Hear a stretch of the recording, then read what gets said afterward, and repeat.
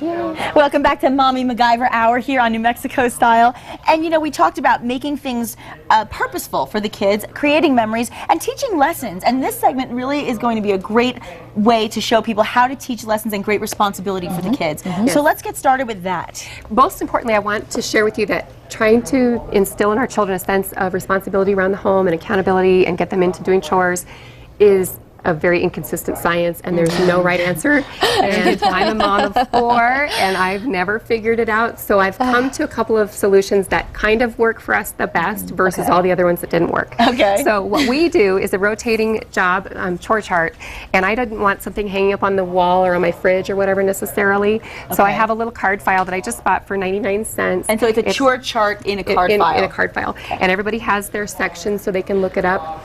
For each week, I do hang up just their card where they can see it, or leave it out on the counter where they can see what their jobs are for the week. That's great. When we came up with the jobs, we sat down and brainstormed what needs to happen around this house in a week to make it work. And so, you know, are we doing laundry? Are we mopping? Are we sweeping? Do we dust? Do we clean the bathrooms? Do we fold laundry? Whatever. So we went through and made a list of all those items. Then, to help my kids buy in a little bit better to their own responsibilities and making sure that it was something they didn't hate the most, they got to choose their top things, and we kind of went round robin until everybody had picked their first 2 or 3 choices. That's a great way to do it. Then we divvied it up. Then we can rotate it as the weeks go by. So then every person has their own color of a card. So, and they have what they are supposed to do every day, and then what's supposed to be done by the end of the week.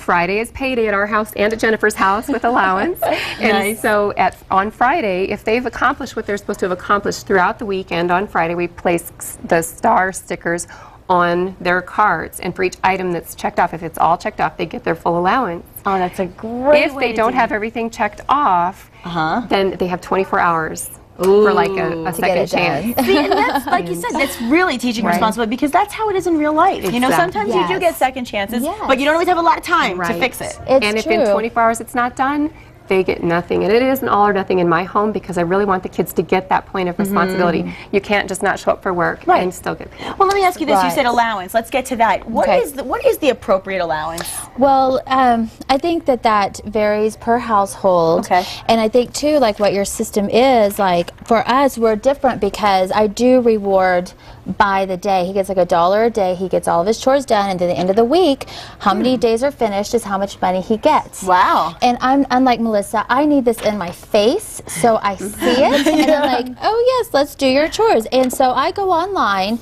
and just Google chore charts for kids, and oh my goodness, there is so much stuff out there. Chore charts for chore kids? charts, and then you can like fill in the blanks. You know, like feed the animals, cleaning your room, brushing your teeth, homework, and then the happy attitude is big time. Happy attitude, that's a great chore. So, but we post this on the wall because it does, like, we need it there. We need to see it as a visual reminder and too. this is customizable. So if you don't have a dog, you don't have to have one that says be the dog. If you have dogs and cats and horses and chickens, you can put that on there. So but just like we talk with everything, like the whole point is just have something, have your kids accountable for something around the house. And the beginning of the year is the perfect time to start setting these routines in place. Definitely. And you know, keep kind of reinforcing it as you go along. As far as allowance, we did some research online just to see what the experts say about how much allowance children should make. And it's variable depending on your family, obviously, depending on your income level and how much you want your children to have and their ages. But in general, the easiest rule of thumb guideline is $1 per year old they are per week. So a 5-year-old would get $5 per week. So 10-year-old's doing pretty well. Right. But you also, as a parent, have to make a decision. Okay, if I'm handing my 10-year-old $10, what am I expecting that they pay for? How do I make that worth it? If they still want money to go to the movie or to go do something for fun or an activity or whatever, you have to set up those guidelines with your children of, okay, so I'm giving you this $5.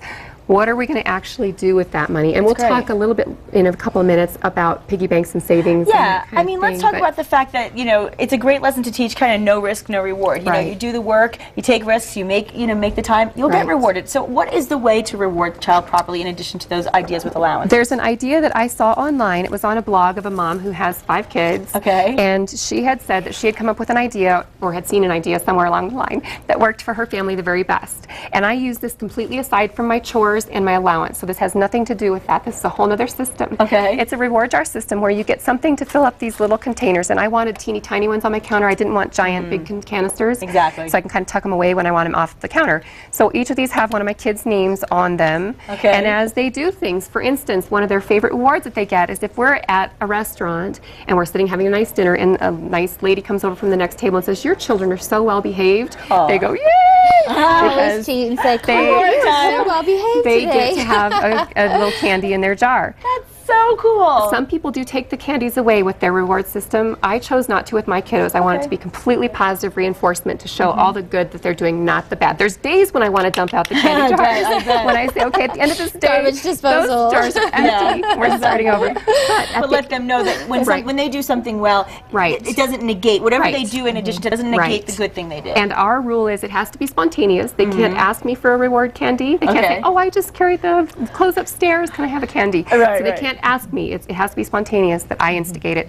And when it's full, the jar can be either a mommy date where I take somebody out to dinner, it can be a daddy date, it can be a date with their older brother, or it can be $10.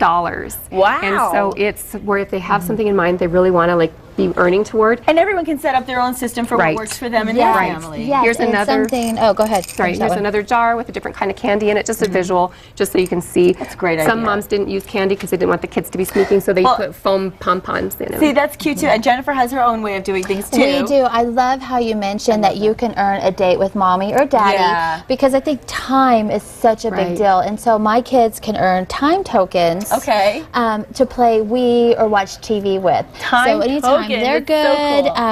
We have these little medals that we got at the Dollar Tree, and they just get one, and it's worth 10 minutes of Wii time. So anytime he wants to trade it in to play Wii, then he can, and it's great. And there's no sugar involved, and then he can earn that. And I'm not feeling guilty because he's sitting there playing like an hour of Wii, and I can say, "Oh, well, do you have any tokens?" See, that's great. Hey, if you go to the arcade, you need the token. There you go. And you also talk a lot about saving money and teaching kids the responsibility to save their money. So what's your recommendation for that? Well, my husband and I did Dave Ramsey's Financial Peace University a few years back, and he's like a finance guru. And his recommendation is 80-10-10. Where you have 80% to spend, 10% save, and 10% give. And that's how he wants us as adults to do our money. So we need to start that now with our kids. And Melissa found these amazing jars that all fit together, and look, it's perfect. So she wrote on there, spend, and then save and share in the two smaller ones up front. So for every dollar they earn, a dime, and then 80 cents down here, and they're learning already, these things that they need to learn. I need this lesson badly. I know, here, you can have that one. Oh my God, this is amazing ideas, girls. Now, this is great. Now, I am a huge write your goals, write your goals. They did a research study, and like the top 5% people that all achieved their goals, it was because they wrote it down. Great lesson for the new year. Good resolution, in fact. So I want to go ahead and teach my kids that. I actually write my goals down all over the house. And so this here, we found something that Duncan wants. He wants to get some Legos. So I'm like, great, let's go online and let's find some Legos for you to earn money. Well, it was great because the first one was like $300 that he picked out. And I'm like, okay, that one is $300. Would you like to save it? Lifetime to save. I did. Look, he picked the one that was $10. Oh, God bless him. What a good kid. It's because too, when I add the tax on there, and that way we have a tangible goal. He knows exactly how much he needs in this bank for us to go to Toys R Us and get what he needs. His Legos. What a great idea, girls! These ideas are so fabulous. Teaching great lessons while having a good time, and there's much more to come on the Mommy MacGyver special on New Mexico Style. Don't go away.